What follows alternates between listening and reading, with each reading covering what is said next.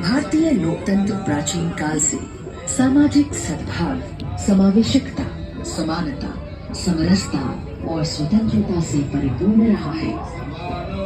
वेदों में सभा, समिति और संसद जैसी जन भागीदारी वाली संस्थाओं के उल्लेख इसके प्रमाण हैं।